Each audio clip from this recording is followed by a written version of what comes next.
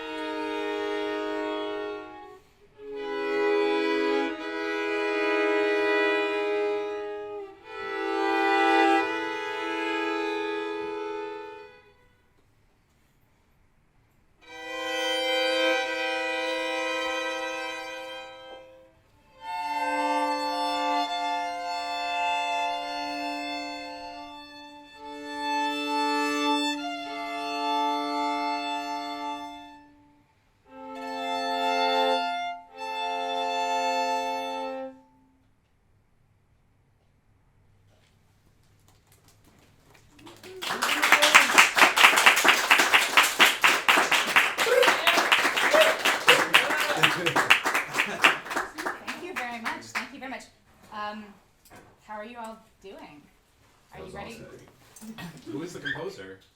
Oh, that would be me. Cool. I wrote this piece and worked a lot with Carlos on it as I was writing this piece. And I hope you're all ready to hear this piece again 5 more times because that's what's going on tonight. It's great. Sure. Sorry, just 2 seconds. Yes. Thank you. This idea came from a conversation that I was having with Natalia. And I know Natalia because we all played music together when we were kids. And adult Natalia and adult Melly were having a conversation, connecting over like what makes us feel hope and what makes us feel despair. And just like that, Natalia suggested that I play her violin from high school. Like the most obvious thread between hope and despair is actually a violin string. She said that her violin doesn't get played often anymore, and I started thinking about that. I thought about how close I am to my own violin, how it responds to things. I know when it needs attention. I forget about the relationship sometimes for a minute and then have to warm it up again, get familiar again. But once I'm playing, I recognize it immediately, and it recognizes me. And I thought about how there are all these instruments that are getting no play right now, and I thought about all the things those violins know. So this is actually the violin that Natalia poured herself into when she was a teenager, the instrument that Carlos is playing now. Oh, wait, no. And Not it's yet. in that case. And big thank you to Natalia for your support of developing this show, and also for letting us play your violin. I like this violin. This is a good one. It is. It's true. All right. Oh, I need my shoulder rest off of that instrument. Thank you. Thank you very much, Carlos. By the way, I am joined tonight by Carlos Santiago on violin. Thank you so much for joining me on this. My man.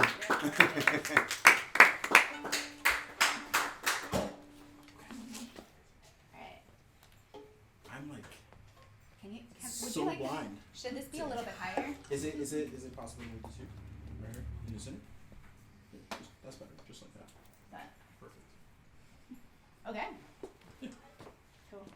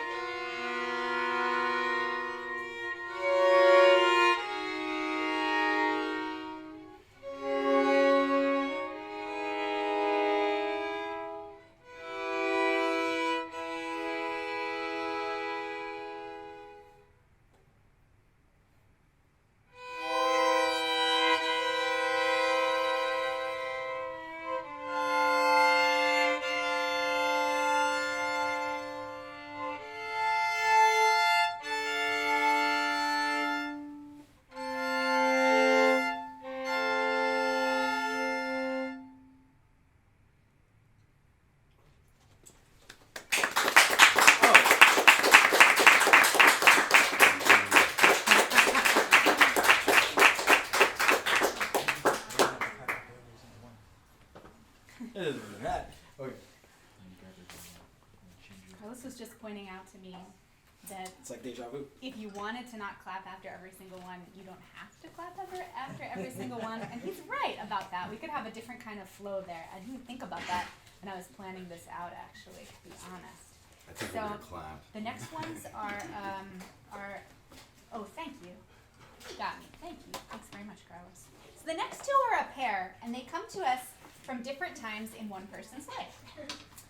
When Rev was a little one, they found this violin in their grandma's attic crawl space. I heard the story from Rev, and from their nanny, who was kind enough to speak with us on the phone about the instrument. The violin, who Rev named Minnie, was a unique color, and Rev loved that, but it was too big for them when they first found it. So they used other violins until they were big enough, and then in 6th grade they began to play Minnie. Thank you. And Minnie served them well until one day in middle school orchestra when they left it out on a chair to go to the restroom and someone ran into it. And when Rev returned, the neck was snapped. And Rev was distraught. So what Rev didn't know was that this had happened before with Minnie, before Minnie was Minnie. When Rev's nanny was in middle school, she got this violin from her own great aunt Sarah. Back then at Roxborough High School Orchestra, the violin was kept in a school cabinet during the day. One day the violin fell out of the cabinet. It cracked. I sat with Rev as they heard this story for the first time from their grandma. How is this violin's history repeating itself as it's handed down? And this makes me wonder what will happen in the future Rev creates. Will there be a child's child in the future to pass this violin along to? Someone's child. And how are we going to warn them about the breaking and tell them about the mending? When Rev was a child and the second breaking happened, the family did decide that they wanted to make Minnie whole again and took her to be repaired. As you can see, Rev always felt like Minnie sounded differently after that.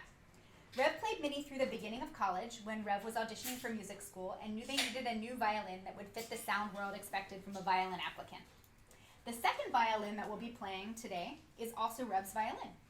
This is the violin that Rev found through a friend of their teacher's to take to college. Rev was looking for a violin and, like many young people, had no funds for one that would work.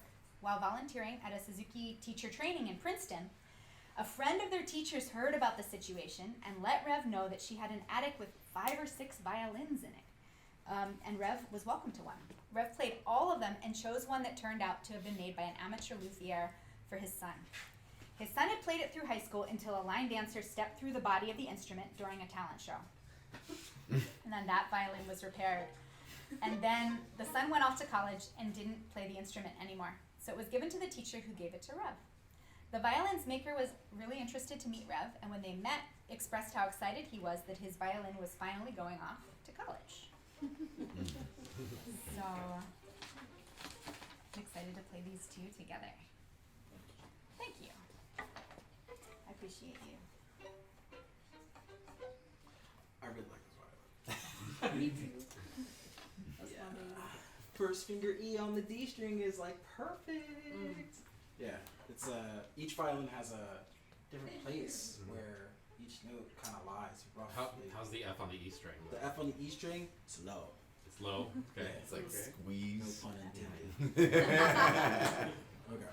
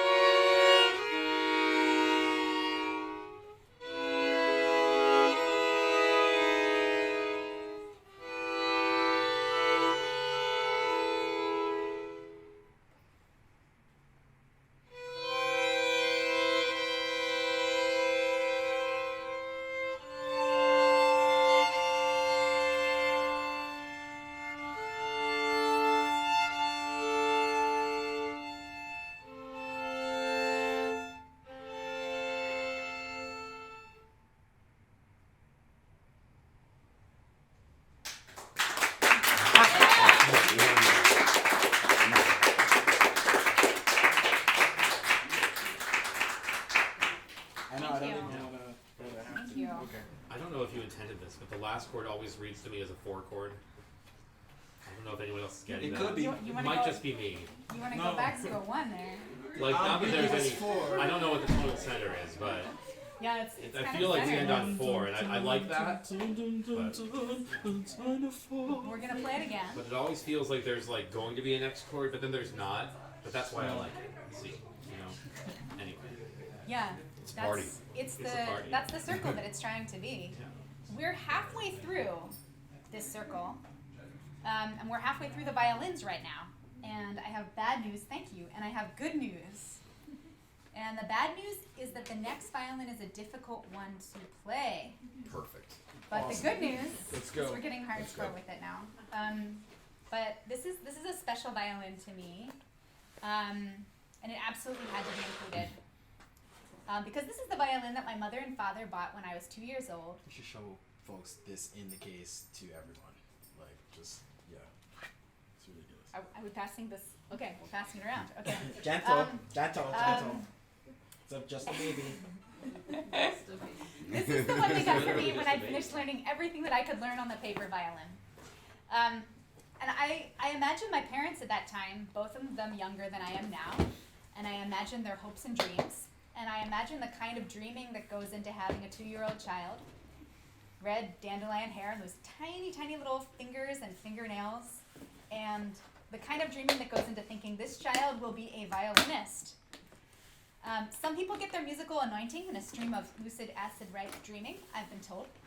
But for me, a long, long time ago, for a long, long time, playing violin was the path of least resistance. For a long, long time, for a person who had some trouble with trusting that they were reading human emotion accurately, it was actually easiest to play music. Thanks for checking out the violin as it gets passed around. I like this. This feels like, I don't know, communion or something. So yes, it is. We're gonna play a mini version of the piece. Who gets to eat the violin? Yo! First, it has to be played. Careful. Person has to transubstantiate him through the flame. You're gonna use the full-size bow with the small violin. Yeah. Wow. Let's go. Feel the power. Okay.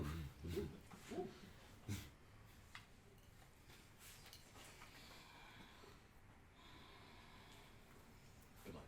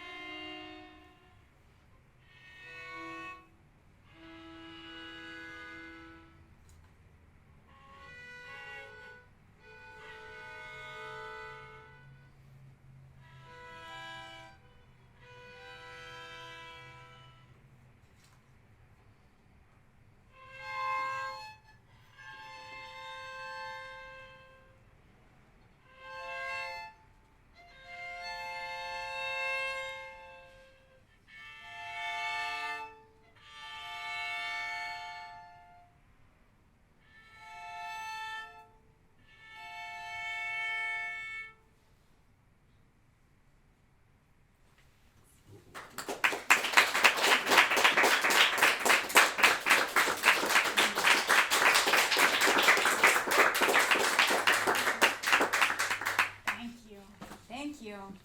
How are you all doing? Great. Okay, we're about to play. The instruments that we've shown you so far have musicians who've played them, who've owned them and played them, like played them over and over again. And some of them have had many owners. But what about instruments that haven't been played like that? Instruments who've never had a chance to bond with a human, not over time. The next two instruments are examples of that. These are instruments that are demonstration instruments, played a little by many different people to try out strings on the instruments. They're also about as similar as two instruments can be, because these instruments were assembled in the same place by the same group of people at the same time. Their serial numbers are very close together because they were bought to be part of a traveling group of instruments that would showcase how different strings sound on instruments that are practically the same. Forget which one. Does it even matter? I think this is the one you played last time, but I Oh, think... can I play that one? Yeah. Yes. You like that one? Yeah, I do. Yeah. Okay.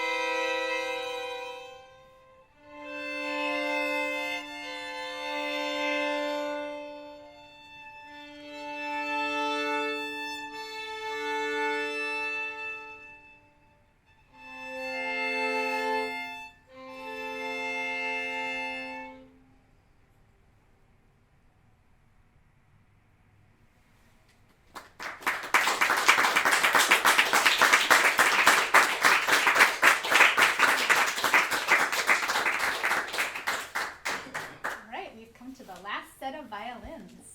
Thank you.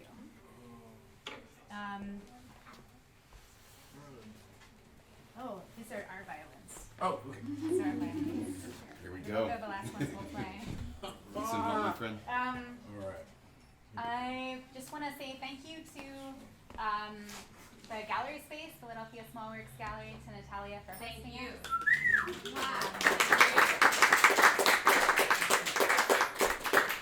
It's such a pleasure to be here, surrounded by this gorgeous art. We have some of the artists in the building with us, Let's I go. think, right now.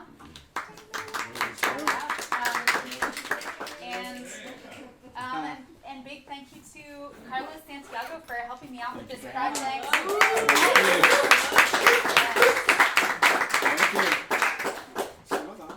All right. Thank you all for being here and for listening. It's a pleasure to play for you. This is my violin I'm about to play. My own violin that I play every day. Yeah. Okay. Yep. This is the one. Mostly that I play every day. This is the violin that I drove out to a small town in Vermont to find. Picking a violin for me had a lot to do with getting it to feel right. And some of the things that went into feeling right was that the luthier's studio was in the middle of the woods and I got lost on the way there, which made me feel like when I finally got there, through this thicket of honeysuckle and raspberry bushes, I was like, I have achieved something. In addition, my violin teacher had a violin made by this maker, and I had this huge crush on a person who happened to live nearby at one point in their life. So everything kind of felt right when I liked this violin 20 so years ago. I'm very casual with this violin. It's been through everything in my adult life with me. I wasn't its first owner and player, but I think my imprint on it now is probably pretty strong. So I will be playing my violin, and Carlos will be playing his.